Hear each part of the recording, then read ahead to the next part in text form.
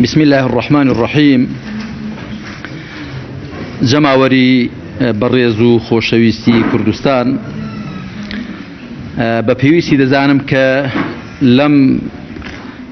هەلومەرجە سەخت و قەیراناویەی کە هەرێمی کوردستانی پێدا گوزەر دەکات، پەیامی دڵسۆزانەی خۆم لە چەند خاڵێکدا بە هەموو لایەکتان ڕابگەێنم. یەکەم، بێگومان کێشە و گیر و گرفتە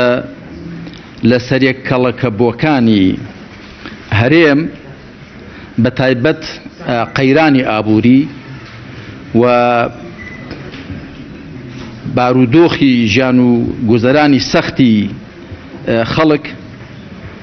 تەنجی بە هەموو لایەک هەڵچنیوە و بە تایبەت ئەو چین و توێژانەی کە ژیان و گوزەرانیان لەسەر موچەیە، لە نێویاندا توێژی مامۆستایان و توێژەکانی هاوشێوەیان. دووەم، بۆیە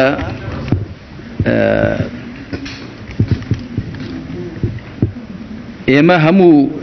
جۆرەکانی خەباتی مەدەنی کە لەلایەن خەڵک و جەماوەری کوردستانەوە ئەنجام دەدرێ، خۆپێشاندان، ڕێپێوان، مانگرتن، بە مافی ڕەوای هەموو لایەک دەزانین و خەڵک و جەماوەر بە هەموو چوونی توێژەکانی و مافی خۆیەتی ئەو جۆرە خەباتە بکە، بەڵام بێگومان بە شێوازی شارستانیانە و هێمنانە بە جۆرێک کە داواکردنی ئەو حەقە بە شێوەیەکی حەقی وابێ کە جێی خۆی بگرێت. سێیەم، و هەر لێرەشەوە ئێمە داوا دەکەین لە سەرجەم خۆپێشاندەرانی بەڕێز کە هۆشیار و بێدار بن، وریابن ممارەسەکردنی ئەو مافە ڕەوایەیان جا بە هەر شێوە لە شێوەکانی خەباتی مەدەنی بێ، لێیان بەلاڕێدا نەبردرێ بە جۆرێک کە ببێتە بیانووی دەستی بەرامبەر. و بێگومان پەنابردن بۆ توند و تیژی لە هەر لایەکەوە بێ، تەنیا زیانباری لێ دەکەوێتەوە بۆ هەموو لایەک. هەر بۆیەش پەلاماردانی بنکە و بارەگاکان و فەرمانگەکان و دام و دەستگا گشتیەکان یاخود مڵک و ماڵی گشتی یا تایبەتی، بێگومان بێجگە لە وێرانکاری لە وڵاتدا و نەهێشتنی ژێرخانی ئابووری هیچ تەفسیرێکی دیکە هەڵناگرێ. پێنجەم، پێویستە بە زووترین کات حکوومەت و دەسەڵات بەدەم داواڕەواکانی خۆپێشاندەرانەوە بێن و هەرچی لە دەستی دێ بە زووترین کات بیکە و چی دیکە خاوەخاو لە چارەسەرکردنی کێشە و قەیرانە کەڵەکە بۆکاندا نەکا. و دەبێت دام و دەستگا ئەمنیەکانیش وەک پێویست بە ئەرکی سەرشانی خۆیان هەڵسن بۆ پارێزگاری لێکردنی گیانی خۆپێشاندەران و مڵک و ماڵی حیزبی و حکومی،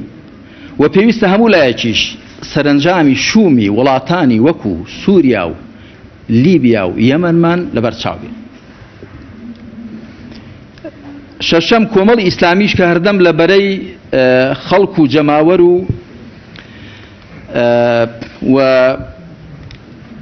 لە سەنگەری داواکردنی مافەڕەواکانی خەڵک و جەماوەردا بووە، ئێستا لەم کاتەدا لەسەر ئەو هەڵوێستەی خۆی لە جاران موکوڕترە. ئەگەر چی لە ڕابردوودا ئێمە باجی زۆرمان داوە لەسەر ئەو هەڵوێستانە، ئامادەین باجی زیاتریش بدەین،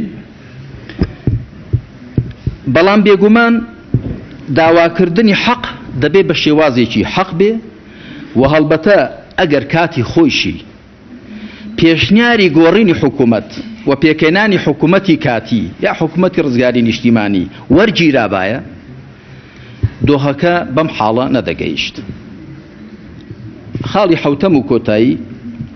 ئێمە زۆر نیگەرانین لەوەی کە بەداخەوە ئەم جارەش خۆپێشاندانەکانی هەرێمی کوردستان بە پێچەوانەی خۆپێشاندانەکانی زۆربەی وڵاتانی دنیاوە شەهید و برینداری زۆریان لێکەوتۆتەوە چونکە هیچ پاساوێک نییە بۆ کوشتنی خەڵک و جەماوەر و ئێمە بە توندی پەلاماردانی خەڵک و جەماوەر و کوشتن و بریندارکردنیان ئیدانە دەکەین و لێرەشەوە بە پێویستی زانم کە سەرخۆشی خۆمان ئاراستەی خزم و کەسوکاری شەهیدەکان بکەین و لە خوای پەروەردگار داواکاری شیفای خێرا بۆ بریندارەکان بنێرێ و شەهیدەکانی بە بەهەشتی بەرین شاد بن. ومێدیشم وایە کە هەرچی زووترە هەموو لایەک هەوڵ و هیمەتی خۆمان بخەینە کار بۆ بەرگرتن بەو جۆگەلەی خوێنە، نهێڵین چی دیکە خەڵک بکوژرێ لەسەر داواکانی خۆی، بەڵام بەڕاستی دەبێ ئەمەش عیبرەت وەربگرین. تەیاری سەدری بە ملیۆنان خەڵک کۆ دەکاتەوە چەندان جار، بەڵام دارێک ناشکێنن. باشی دیکە بیانوو نەدەینە دەستی بەرامبەر کە خوێنی خەڵک بە ناحەق بڕێژێت، چونکە من پاساو ناهێنمە بۆ خوێن ڕشتن، بەڵام دەبێ وریاش بین ئێمەش بە شێوەیەک داوای حەقەکانی خۆمان بکەین کە لێمان بسەلمێنرێن و بە شێوەیەکی حەق داوای حەقەکانی خۆمان بکەین. والسلام عليكم ورحمة الله.